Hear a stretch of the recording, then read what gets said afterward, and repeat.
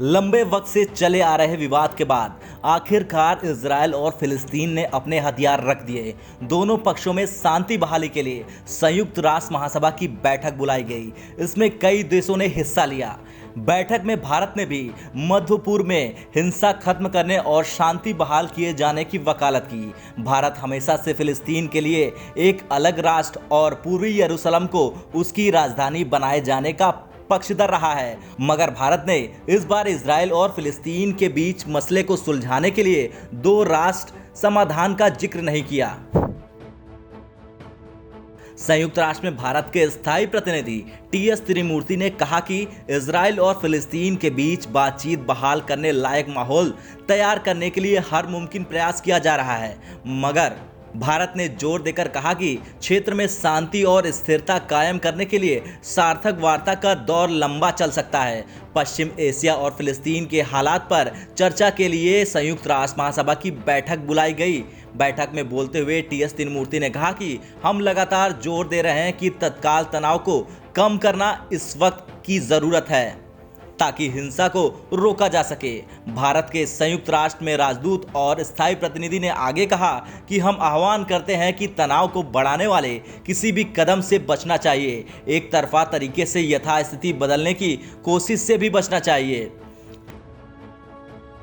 T.S.. त्रिमूर्ति की ये टिप्पणी इजराइल और हमास के बीच 11 दिन के संघर्ष के बाद सीज फायर के ऐलान के बीच आई है। इस संघर्ष में गाजा पट्टी में 250 लोगों की जान गई है, जबकि काफी संख्या में इमारतें मलबे में तब्दील हो चुकी हैं। संयुक्त राष्ट्र महासभा के अध्यक्ष ने पश्चिम एरिया के हालात पर चर्चा के लिए गुरुवार को यह मीटिंग बुलाई थी। पिछले साल शुरू हुई कोरोना महामारी के बाद पहली बार दर्जनों देशों के विदेश मंत्री आमने सामने बैठकर इस बहस में शामिल हुए।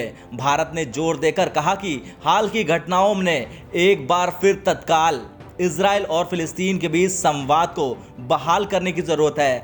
हालांकि टी.एस. त्रिमूर्ति ने इस दौरान एक बार भी दो राष्ट्र समाधान का जिक्र नहीं किया, जबकि इससे पहले इजराइल और फिलिस्तीन के मामले को सुलझाने के लिए इसका उल्लेख करता था भारत।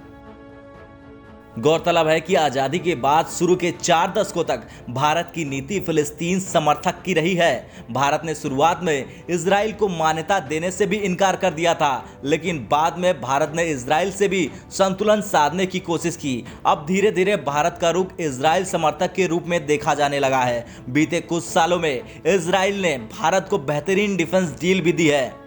भारत का इजराइल के साथ संबंध सुरक्षा और इंटेलिजेंस के मामले में बेहद शानदार है और दोनों देश एक दूसरे के साथ खड़े हैं। इजराइल को लेकर भारत का ही नहीं बल्कि अरब के देशों का भी रुख बदला है। पिछले साल यूएई और बहरीन ने इजराइल से रिश्ते सामान्य किए तो ये सबके लिए हैरान कर देने वाला था। ब्यूरो रिपोर्ट, भारत तक।